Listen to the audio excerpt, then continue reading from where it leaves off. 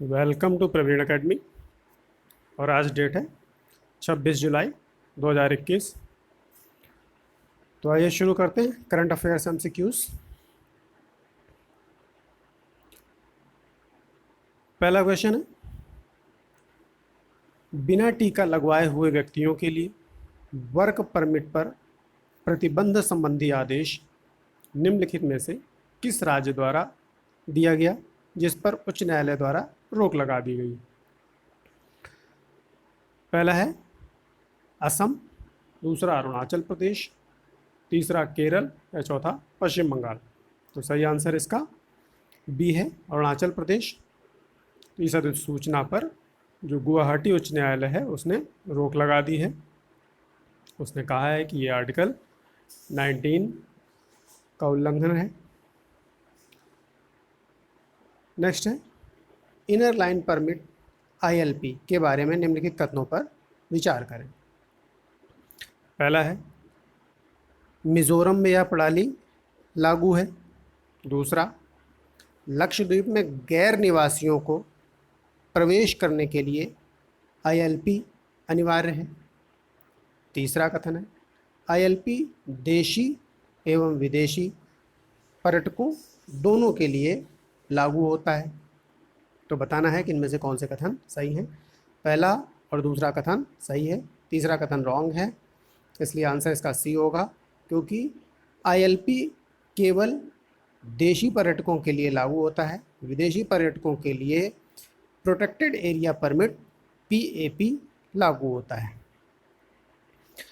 इसके अलावा मिजोरम के अलावा अरुणाचल प्रदेश, मणिपुर और नागालैंड में भी ILP की प्रणाली लागू है, ताकि वहाँ के नेचर और कल्चर को संरक्षित रखा जा सके।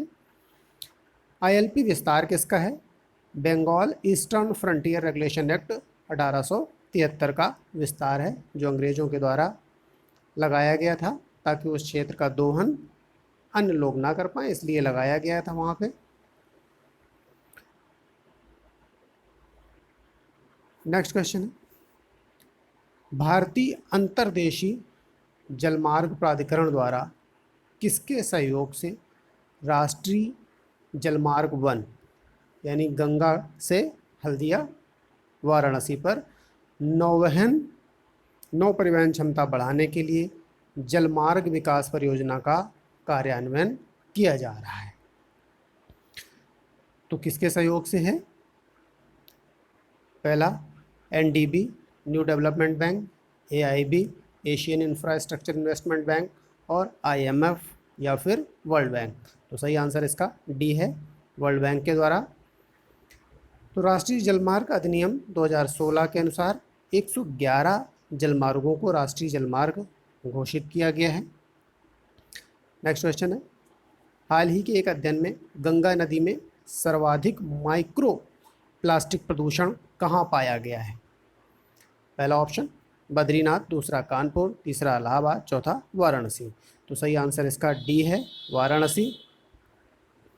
जो माइक्रो प्लास्टिक होता है वो पानी में घुलनशील नहीं होते हैं, जिनका आकार 1 माइक्रोमीटर से लेकर 5 मिलीमीटर तक होता है।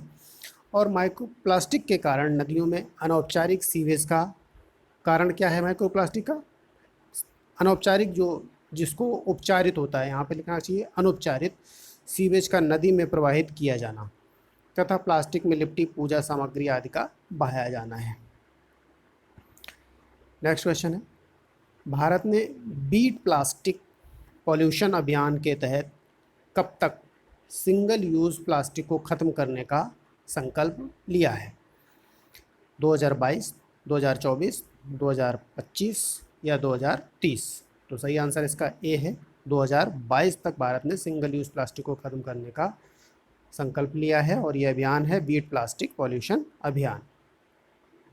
नेक्स्ट क्वेश्चन है, नए IT नियमों के संदर्भ में निम्नलिखित कथनों पर विचार करें। पहला, देश में ओवर द टॉप OTT और डिजिटल पोर्टलों द्वारा एक शिकायत निवारण प्रणाली गठित करना अनिवार्य है। दूसरा कथन, सोशल मीडिया प्लेटफॉर्म्स को एक शिकायत अधिकारी नियुक्त करना होगा, जो 24 घंटे के भीतर शिकायत दर्ज करेगा और 15 दिन में उसका निपटारा करेगा। तो बताना है कि इनमें से कौन से कथन सही हैं। दोनों ही कथन सही हैं, आंसर सी होगा। इसके अलावा महिलाओं की गरिमा और सेक्सुअल कंटेंट को 24 घंटे के भीतर भी हटाना पड़ेगा। नेक्स्ट क्वेश्चन है, सेंट्रल बैंक डिजिटल करेंसी के संबंध में निम्नलिखित कथनों पर विचार करें। पहला, सीबीडीसी अर्थात central bank digital currency central bank की साख मुद्रा का डिजिटल रूप होती है। दूसरा, इसके लिए केंद्रीय बैंक इलेक्ट्रॉनिक टोकन जारी करता है। तो बताना है कि इनमें से कौन से कथन सही हैं। दोनों ही कथन सही हैं, आंसर सी होगा इसका। अभी हाल ही में आरबीआई के द्वारा इसे पायलट परियोजना के रूप में शुरू किए जाने की योजना है। हालांकि डिजिटल करेंसी पर जो एससी गर्ग समिति बनी थी 2019 में, उसने डिजिटल मुद्रा को प्रतिबंधित करने की सिफारिश की थी, लेकिन फिर भी उसने आरबीआई के द्वारा इस पर दिमाग खुला रखने की बात कही थी कि आरबीआई के नियंत्रित इस मुद्रा को आरबीआई जो है अपने नियंत्रण में इस मुद्रा पर विचार कर सकती है। लेकिन वैसे डिजिटल करेंसी पर इस समिति ने प्रतिबंध करने की सिफारिश की थी। नेक्स्ट क्वेश्चन है, भारतीय प्राकृतिक कृषि पद्धति के संदर्भ में निम्नलिखित कथनों पर विचार करें। पहला, कृषि विकास परियोजना की एक परियोजना के रूप में, एक उप योजना के रूप में भारतीय प्राकृतिक कृषि पद्धति को 2020-21 से लागू किया जा रहा है।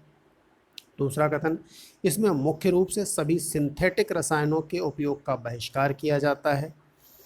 तीसरा कथन है, बायोमास मल्चिंग पर जोर देने के साथ बायोमास रिसाइकलिंग, गोबर मूत्र मिश्रण के उपयोग को बढ़ावा दिया जाता है। तो बताना है कि इनमें से कौन से कथन सही हैं भारतीय प्राकृतिक कृषि पद्धति के बारे में। तीनों ही कथन सही हैं, आंसर इसका डी होगा। नेक्स्ट है, हाल ही में किस राज्य के विश्वविद्यालयों में ट्रांसजेंडर छात्रों के लिए पाठ्यक्रमों में प्रवेश के लिए आयु की सीमा को समाप्त कर दिया गया है। पहला केरल, दूसरा तमिलनाडु, तीसरा कर्नाटक, चौथा असम। सही आंसर इसका केरला है, ये आंसर सही है। नेक्स्ट क्वेश्चन है, हाल ही में किस केंद्र शासित प्रदेश में एक केंद्रीय विश्वविद्यालय की स्थापना की मंजूरी दी गई है। पहला ऑप्शन जम्मू कश्मीर, दूसरा लद्दाख, तीसरा लक्षद्वीप और चौथा अंडमान निकोबार द्वीप समूह। सही आंसर इसका बी लद्दाख है। नेक्स्ट क्वेश्चन है, भारत में यूनेस्को द्वारा प्राप्त कुल कितने विश्व धरोहर स्थल हैं। पहला ऑप्शन 36, दूसरा 38, तीसरा 39, चौथा 42। सही आंसर इसका 38 है, बी आंसर सही है।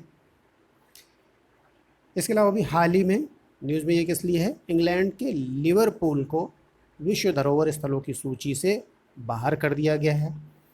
इस शहर को इसकी स्थापत्य की सुंदरता के लिए प्रतिष्ठित सूची में शामिल किया गया था और इसमें अति विकास के कारण यहाँ पे इसके संरचना में परिवर्तन हो रहा है, इसलिए इसको बाहर किया जा रहा है। तो ये हमारा 25 और 26 जुलाई का करंट अफेयर कंप्लीट हुआ। आइए एक क्विक रिवीजन कर लेते हैं।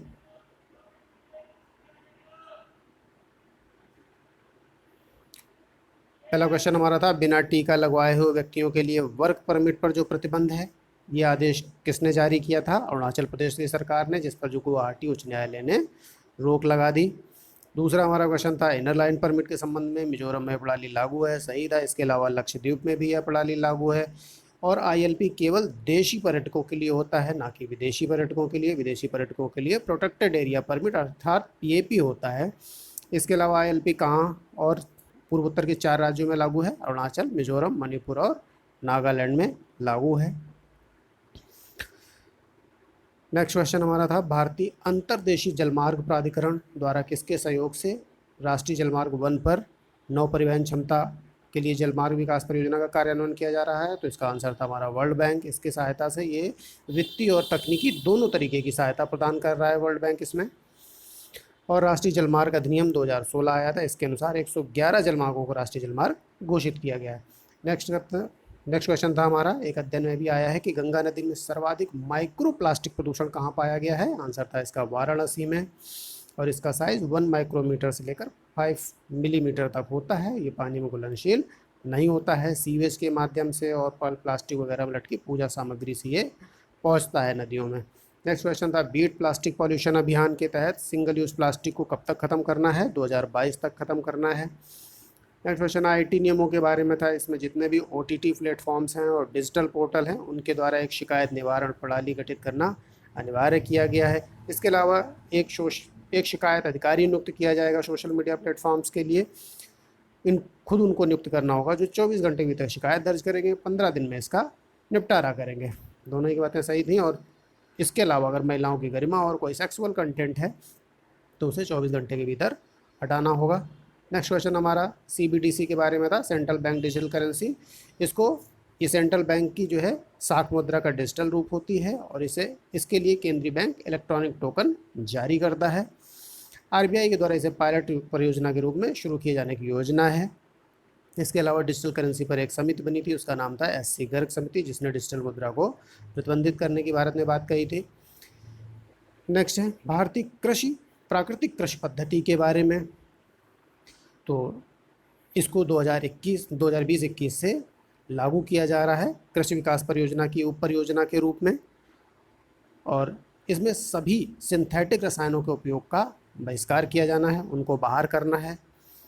इसके अलावा बायोमास मल्चिंग पर जोर दिया जा रहा है और बायोमास रिसाइकलिंग, गोबर मूत्र मिश्रण, इन सब का उपयोग किया जाएगा।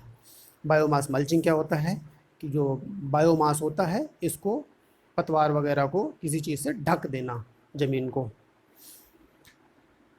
ये सही था, तीनों सही थे। इसके अलावा एक राज्य है जिसके विश्वविद्यालयों ने ट्रांसजेंडर छात्रों के लिए पाठ्यक्रमों में प्रवेश की आयु सीमा को समाप्त कर दिया है और वो है केरला। नेक्स्ट क्वेश्चन हमारा था केंद्र शासित प्रदेश जिसने अभी हाल ही में एक केंद्रीय विश्वविद्यालय की स्थापना को जहां मंजूरी दी गई है उसका नाम है लद्दाख। नेक्स्ट क्वेश्चन, भारत में यूनेस्को द्वारा प्राप्त कुल कितने विश्व धरोहर स्थल हैं? तो आंसर इसका 38। इसके अलावा अभी हाल ही में इंग्लैंड के लिवरपूल को विश्व धरोहर स्थलों की सूची से बाहर कर दिया गया है। ये हमारा क्विक रिवीजन कंप्लीट हुआ। Thank you.